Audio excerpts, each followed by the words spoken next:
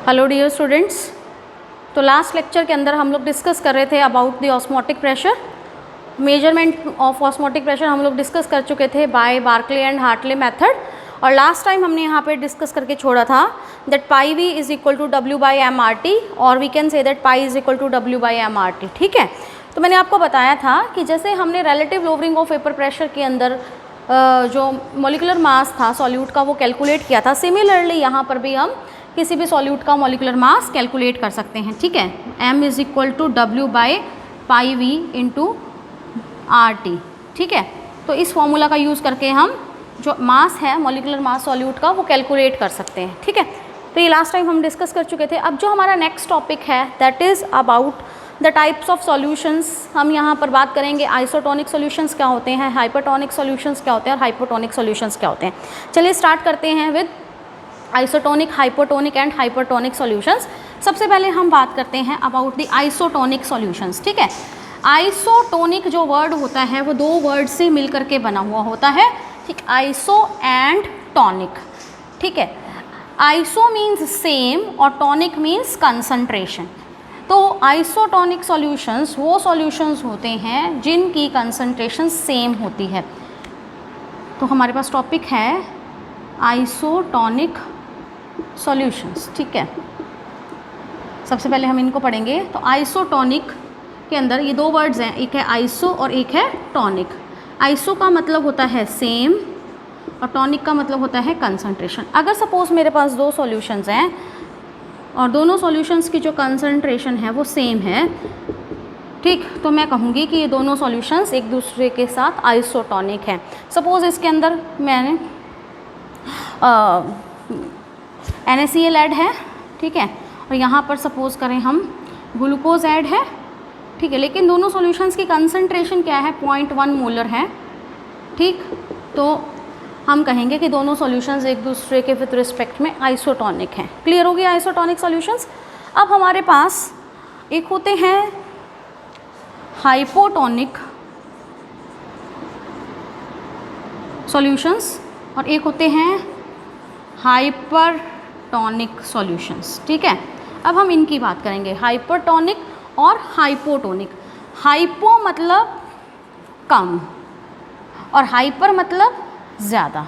ठीक है, आप कहते हैं ना कोई व्यक्ति को देख के कि अब बात बात पे हाइपर हो जाता है, मतलब एकदम से क्रोध उसका बढ़ जाता है। तो हाइपर वर्ड का मतलब होता है ज़्यादा और हाइपो मतलब कम होता है। तो हाइपो मीन्स लेस या लो और हाइपर मतलब हाई। ठीक है, अगर सपोज करें मेरे पास दो सॉल्यूशंस हैं, ठीक है, और एक सॉल्यूशन की कंसंट्रेशन सपोज 0.1 मोलर है, दूसरे सॉल्यूशन की कंसंट्रेशन सपोज 0.4 मोलर है, तो अगर हम इन दोनों के विद रिस्पेक्ट में बात कर रहे हैं तो ये सॉल्यूशन, ये वाला ए नाम दे देते हैं हम इसको, this A solution is hypotonic with respect to solution B, और जो बी सॉल्यूशन है ये हाइपरटोनिक है with respect to solution A. Clear है। अगर किसी सॉल्यूशन की कंसंट्रेशन किसी दूसरे सॉल्यूशन के विद रिस्पेक्ट में, जिस दूसरे सॉल्यूशन की हम बात कर रहे हैं उसकी तुलना में अगर उसकी कंसंट्रेशन कम है तो हम कहेंगे कि वो सॉल्यूशन क्या है, हाइपोटोनिक है। अगर किसी सॉल्यूशन की कंसंट्रेशन किसी दूसरे सॉल्यूशन के विद रिस्पेक्ट में ज़्यादा है तो हम कहेंगे कि वो सॉल्यूशन हाइपरटोनिक है। क्लियर है। तो तीन तरह के सॉल्यूशंस होते हैं, आइसोटोनिक, हाइपोटोनिक और हाइपरटोनिक। अब जो हमारा ब्लड प्लाज्मा होता है, ठीक है, ब्लड प्लाज्मा जो हमारे ब्लड होता है जो हमारा, उसमें से जो RBCs के बाद जो बचता है उसको हम प्लाज्मा बोलते हैं। तो जो हमारा ब्लड प्लाज्मा होता है वो आइसोटोनिक होता है विद 0.9% NaCl सॉल्यूशन। अगर हम 0.9% NaCl सॉल्यूशन ले लें, ठीक है, 0.9% का मतलब क्या है कि हमने 9 ग्राम जो है वो 100 इसके अंदर लिया है, मतलब वेट बाय वॉल्यूम हमारे पास कितना है, ये वेट बाय वॉल्यूम ले रहे हैं हम। ठीक है, तो अगर हमारा इतना सॉल्यूशन है NaCl का तो हमारे ब्लड की जो कंसंट्रेशन होती है वो भी इसके बराबर होती है, यानी कि हमारा जो ब्लड है और 0.9% जो NaCl का सॉल्यूशन है वो एक दूसरे के साथ क्या है, आइसोटोनिक है। क्लियर है, आ जाता है 1 मार्क्स का क्वेश्चन। ठीक है, that human blood is in isotonic with 0.8% solution of NaCl या 9%, या इस तरीके का, ठीक है। या ऐसे आ सकता है कि 0.9% NaCl सॉल्यूशन और ह्यूमन जो ब्लड होता है वो एक दूसरे के हाइपोटोनिक होते हैं, आइसोटोनिक होते हैं, क्या रिलेशनशिप्स होता है, ठीक है।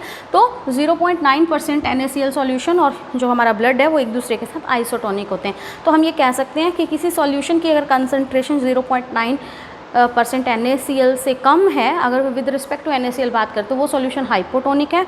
अगर उसकी कंसनट्रेशन 0.9% NaCl के सॉल्यूशन से ज़्यादा है तो हम कहते हैं कि वो सॉल्यूशन हाइपरटोनिक है, ठीक है। तो हाइपोटोनिक, हाइपरटोनिक एंड आइसोटोनिक तीनों सॉल्यूशंस के बारे में आपको पता चल गया, ठीक है। अब यहाँ पर एक वर्ड और आता है प्लाज्मोलाइसिस और एक आता है क्रीनेशन, दो वर्ड्स हैं। अब मान लीजिए कि एक हम अपना जो ब्लड सेल्स हैं, RBCs हैं, अगर हम उनको रख दें एक ऐसे सॉल्यूशन में NaCl के जिसकी कंसंट्रेशन 0.9% हो NaCl, ठीक है, ये 0.9% NaCl का सॉल्यूशन है, इसके अंदर हम अपना ब्लड सेल रख दें, RBC रख दें, तो ये क्या होगा, ये RBC पे कोई इफेक्ट नहीं पड़ेगा, क्योंकि दोनों के दोनों सॉल्यूशंस ये अंदर जो सेल प्लाज्मा होता है और जो हमारा 0.9% NaCl का सॉल्यूशन है एक दूसरे के आइसोटोनिक है। इसकी वजह से ये दोनों सॉल्यूशंस एक दूसरे के मतलब आइसोटोनिक है, इस वजह से ना तो वाटर यहाँ से यहाँ फ्लो करता है, मतलब NaCl से ब्लड प्लाज्मा के अंदर फ्लो करता है, ना ही ब्लड प्लाज्मा से वो NaCl सॉल्यूशन में फ्लो करता है, तो कोई कुछ भी नहीं होता, ठीक है। ना तो वाटर सेल के अंदर मूव करता है ना बाहर मूव करता है। लेकिन अगर हम सपोज़ क्या करें, यहाँ पर जो सॉल्यूशन रखा है इसकी कंसंट्रेशन हम NaCl का जो सॉल्यूशन रखा है इसकी कंसंट्रेशन हम लेस देन 0.9% कर दें, ठीक है। यानी कि ये सॉल्यूशन जो हमने बाहर रखा है दिस इज़ हाइपोटोनिक। हाइपोटोनिक क्यों बोला हमने, क्योंकि जो ये ब्लड प्लाज्मा है इसकी कंसंट्रेशन जो है वो इससे ज़्यादा है, तो ये सॉल्यूशन कैसे हो गया, जो हमारा NaCl का सॉल्यूशन हो गया वो क्या हो गया, हाइपोटोनिक हो गया। तो क्या होगा, अब हमने पढ़ा है कि वाटर जो है ऑस्मोसिस, जो हमारा सेल होता है, ठीक है, उसके बाहर जो सेल मेम्ब्रेन लगी होती है सेमी परमिएबल होती है, तो जो वाटर है वो यहाँ से यहाँ या यहाँ से यहाँ मूव कर सकता है, ठीक है। अब क्योंकि ये सॉल्यूशन बाहर वाला जो है ये हाइपोटोनिक होता है, इस वजह से क्या होता है, जो वाटर है वो बाहर से यानी कि इस NaCl सॉल्यूशन से सेल के अंदर मूव करना शुरू कर देता है, ठीक है। तो कहाँ जाता है, ये पानी इसके अंदर चला जाएगा, ठीक है, सेल के अंदर एज ए रिज़ल्ट, ठीक है, पानी इसके अंदर जाएगा, पानी अंदर जाएगा तो एंडोस्मोसिस हो गया, उसकी वजह से जो सेल है वो स्वेल अप कर जाएगा, ठीक है, फूल जाएगा, ठीक है। यानी कि अगर हम किसी सेल को हाइपोटोनिक सॉल्यूशन के अंदर रखते हैं तो वाटर हाइपोटोनिक सॉल्यूशन से सेल के अंदर एंटर कर जाता है, उसकी वजह से जो सेल है वो फूल जाता है और हम इसको क्या बोलते हैं, एंडोस्मोसिस, ठीक है ना, बोलते हैं ना एंडोस्मोसिस, कि पानी सेल के अंदर चला गया और इस पानी के अंदर जाने की वजह से इस सेल के अंदर एक प्रेशर डेवलप होता है जिसको हम टर्गर बोलते हैं, ठीक है, टर्गर, क्लियर है। अब इसका उल्टा कि अगर हम क्या करें कि जो ये सॉल्यूशन हमने लिया जिसके अंदर हमने सेल को रखा, अगर उसकी कंसंट्रेशन 0.9% NaCl से ज़्यादा हो जाए, यानी कि ये सॉल्यूशन हाइपोटोनिक ना हो करके कैसा हो गया, अब हाइपरटोनिक हो गया मान लीजिए, तो क्या होगा कि जो पानी है सेल के अंदर वो पानी कहाँ आना शुरू हो जाएगा, सेल के अंदर से पानी कहाँ आना शुरू हो जाएगा, बाहर की तरफ मूव करना शुरू, यानी कि सेल का पानी NaCl वाले सॉल्यूशन में चला जाएगा। क्यों जाएगा, क्योंकि पानी कहाँ से कहाँ जाता है, जहाँ उसकी कंसंट्रेशन ज़्यादा है वहाँ से जहाँ उसकी कंसंट्रेशन कम है। तो हाइपरटोनिक सॉल्यूशन का मतलब भी सॉल्वेंट कम, सॉल्वेंट का मतलब पानी कम, तो अंदर पानी ज़्यादा है तो वो बाहर आना शुरू हो जाएगा। इसकी वजह से क्या होगा, जो ये सेल है ये क्या कर जाएगा, श्रिंक कर जाएगा, ठीक है, ये श्रिंक कर गया सेल, ठीक है, क्या हुई, यानी कि एक्सोस्मोसिस हो गई, ठीक है। पहले हमने पढ़ा कि जब हमने सेल को हाइपोटोनिक सॉल्यूशन में रखा तो एंडोस्मोसिस हुई जिसकी वजह से सेल फूल गया, ठीक है, स्वेल कर गया। अब हम पढ़ रहे हैं कि जब हमने सेल को हाइपोटोनिक सॉल्यूशन में रखा तो पानी सेल से बाहर निकल गया और एक्सोस्मोसिस हो गई, यानी कि, और इसको हम बोलते हैं क्रीनेशन, एक सेकेंड, ये यहाँ पे थोड़ा सा गड़बड़ बोल गई मैं। एक्सऑस्मोसिस हो गया, यानी कि पानी यहाँ से बाहर निकल गया, तो सेल क्या हो गया, श्रिंक कर गया, ठीक है, तो सेल श्रिंक्स, ठीक है। तो ये था हमारे पास कि अगर हम किसी सेल को हाइपोटोनिक या हाइपरटोनिक सॉल्यूशन के अंदर रखते हैं तो क्या होगा। अब हम कुछ बायोलॉजिकल प्रोसेसेस की बात करते हैं जो कि ऑस्मोसिस के कारण हो रहे हैं। कौन कौन से बायोलॉजिकल प्रोसेसेस ऑस्मोसिस के कारण हो रहे हैं, जैसे कि अगर हम देखें जो प्लांट्स हैं उनकी जो रूट्स वाटर को एब्जॉर्ब कर रही हैं वो भी किस वजह से हो रहा है, ऑस्मोसिस की वजह से हो रहा है, ठीक है। इसके अलावा जो प्लांट्स की लीव्स हैं, ठीक है, आपने देखा होगा कि कोई प्लांट मुरझा गया, उसको हम पानी के अंदर रख दें तो उसकी पत्तियां जो है वापस से खिल जाती हैं, तो क्या हुआ, यानी कि उसके अंदर फिर से ऑस्मोसिस हो गया, ठीक है। या हम अचार डालते हैं तो उसमें नमक डालते हैं। नमक क्यों डालते हैं, क्योंकि जब जो अचार है उसका सारा पानी जो है वो बाहर निकल जाए, तो देखते हो आप अचार थोड़ा सा श्रिंक हो जाता है, तो वहाँ पर भी क्या हुई, ऑस्मोसिस हुई। इसके अलावा जो लोग ज़्यादा सॉल्ट खाते हैं, ठीक है, उनकी बॉडी के अंदर जो सेल्स हैं वो पानी को एब्जॉर्ब कर लेते हैं, और वो पानी को एब्जॉर्ब करने से वो लोग फूल जाते हैं, उस कंडीशन को हम ओडीमा कहते हैं। तो ये भी ऑस्मोसिस का ही रिज़ल्ट है, ठीक है। तो ये हमारे पास कुछ ऐसी बायोलॉजिकल इंपॉर्टेंस हम कह सकते हैं ऑस्मोसिस की है। तो ये हमारे पास यहाँ पे ऑस्मोसिस का टॉपिक कंप्लीट हो गया। अब हम इसके न्यूमेरिकल सॉल्व करते हैं, ठीक है। मैं न्यूमेरिकल्स को एक बार लिख लेती हूँ। हाँ जी, एक बात यहाँ पे रह गई है अभी मैं बताने वाली। देखो मैं हाँ ये बता रही थी ना कि ये श्रिंक हो जाता है। जब ये श्रिंक हो जाएगा तो इस कंडीशन को हम क्या बोलते हैं, प्लाज्मोलाइसिस या क्रीनेशन बोलते हैं इसको हम, प्लाज्मोलाइसिस, और इट इज़ कॉल्ड एज क्रीनेशन, ठीक है। एक चीज़ होती है हीमोलाइसिस, हीमोलाइसिस, ठीक है। ये कब होती है, जो इससे पहले वाला केस था, जब जो सेल था वो हाइपोटोनिक सॉल्यूशन के अंदर सपोज रखा हुआ था हमने, तो वो फूल गया था, ठीक है। जब फूल जाता है सेल, मैंने आपको बताया था कि एक प्रेशर डेवलप होता है जिसको हम टर्गर कहते हैं। इस टर्गर की वजह से कई बार क्या होता है कि ये सेल जो है वो ब्रेक डाउन हो जाता है, तो उसको हम क्या कहते हैं, हीमोलाइसिस, ठीक है। तो ये था हमारे पास osmotic pressure and the terms endosmosis, exosmosis, hypertonic, hypotonic, isotonic solutions, ठीक है, प्लाज्मोलाइसिस, क्रीनेशन, हीमोलाइसिस, ये सारे टर्म्स हम पढ़ चुके हैं। मैंने अभी आपको ये भी बताया है कि ओडीमा क्या होता है, जो मोटे लोग होते हैं, मतलब जो लोग ज़्यादा सॉल्ट्स कंज्यूम करते हैं उनकी बॉडी के अंदर जो सेल्स हैं वहाँ पानी ज़्यादा हो जाता है, जिसकी वजह से ओडीमा बोलते हैं हम उस सिचुएशन को, जब सेल्स के अंदर वाटर ज़्यादा हो जाता है तो बॉडी स्वेल अप कर जाती है।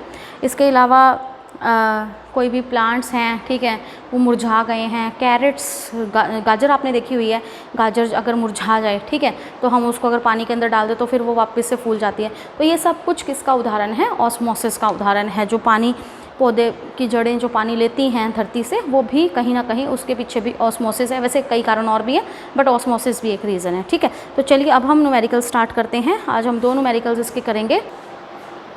हाँ जी बेटा, तो ये हमने जो न्यूमेरिकल यहाँ पे लिखा है ये एनसीईआरटी का न्यूमेरिकल है हमारे पास। देखें क्या कहता है ये, 200 centimetre cube of N aqua solution of proteins contain 1.26 gram of the protein. क्या है हमारे पास, हमें एक एक्वा सॉल्यूशन दिया हुआ है प्रोटीन का, कितना दिया हुआ है, 200 सेंटीमीटर क्यूब। 200 सेंटीमीटर क्यूब का मतलब 200 ml, ठीक है ना, ये तो हमें पता है, एक ही बात है ये। अब क्या दिया हुआ है, contains 1.26 gram of the protein, यानी कि इस 200 सेंटीमीटर क्यूब जो हमने प्रोटीन सॉल्यूशन लिया है, इसके अंदर जो प्रोटीन है वो कितना है, 1.26 ग्राम है protein. The osmotic pressure of the solution at 300 kelvin, हमें टेम्परेचर भी दिया हुआ है, कितना टेम्परेचर है, 300 kelvin, is found to be 2.57 into 10⁻³ bar. ये क्या दिया हुआ है, ऑस्मोटिक प्रेशर, ठीक है, अभी हमने पढ़ा है। ऑस्मोटिक प्रेशर मतलब पाई हमें दिया हुआ है कितना, 2.57 इंटू 10⁻³ बार, ठीक। Calculate the molar mass of the protein, हमें प्रोटीन का मोलर मास कैलकुलेट करना है, यानी कि हमें M2 कैलकुलेट करना है, ठीक है। तो चलिए लगाते हैं हम फॉर्मूला। देखिए पाई इज़ इक्वल टू CRT होता है, ठीक है। C किसके बराबर होता है, हमें पता है N/V RT, ठीक है, और N नंबर ऑफ मोल्स किसके बराबर होते हैं, given mass by molar mass, ठीक है। तो हमारा जो फॉर्मूला है ये क्या बन गया, अगर हम N की जगह क्या पुट कर सकते हैं, हम यहाँ पे कर लेते हैं इसको, तो पाई इज़ इक्वल टू N/V/RT लिखा है हमने, ठीक है। तो N की जगह हम क्या पुट कर सकते हैं, N क्या होता है, गिवन मास बाय में मोलर मास m2 जो हमें निकालना है, ठीक है, W2/m2। तो pi is equal to N की जगह क्या लिख सकते हैं, W2/m2 इंटू V/RT, ठीक है। तो अब हमें m2 निकालना है, तो m2 को हम यहाँ ले जाते हैं और पाई को हम यहाँ ले आते हैं। अब हमें क्या W2 दिया हुआ है, W2 क्या होता है, mass of the solute. Protein का मास कितना दिया हुआ है, 1.26 ग्राम, यानी कि हमें W2 भी गिवन है। कितना है W2, 1.26 इंटू में R है हमारा गैस कांस्टेंट जिसकी वैल्यू हमें दी हुई है 0.083, ये लीटर बार पर केल्विन पर मोल के अंदर है, ये बात आपने ध्यान रखनी है। और T टेम्परेचर कितना दिया हुआ है हमें केल्विन के अंदर, 300 केल्विन, ठीक है। तो इंटू में 300 दिखाई दे रहा है आपको, डिवाइडेड बाय पाई किस में है, बार में है, 2.57 इंटू 10⁻³ बार्स, ठीक है। यही पुट कर देंगे हम एज इट इज़, क्योंकि जो R हम ले रहे हैं वो भी बार के अंदर ले रहे हैं, तो कोई चेंज नहीं करेंगे हम इसको। इंटू में V कितना है, 200 सेंटीमीटर क्यूब, ठीक है, 200 ml। तो इस ml को हम लीटर के अंदर कन्वर्ट कर लेंगे, ठीक है, और फिर वो यहाँ पर हम वैल्यू पुट करेंगे। तो 200 ml में कितने लीटर होंगे, 1 लीटर में कितने ml होते हैं, 1000 ml, या हम क्या कह सकते हैं 1000 ml में 1 लीटर होता है, तो 1 में y में 1000 और 200 में कितना होएगा, इंटू में 200, तो 1/5, 1/5 मतलब आप इसको देख सकते हो। तो वॉल्यूम आ गया हमारा 1/5 लीटर, ठीक है। तो ऊपर ले जाएंगे आप इसको, तो ये आप इसको सॉल्व करेंगे तो क्या निकल जाएगा, हमारा m2 निकल जाएगा, ठीक है। तो ये था हमारे पास ऑस्मोटिक प्रेशर से रिलेटेड न्यूमेरिकल एक, ठीक है। बाकी न्यूमेरिकल्स भी हमारे इसी तरीके से हैं बेटा, आप लोग करना उसको, ठीक है। वीडियो ज़्यादा लंबी हो जाती है थोड़ी सी।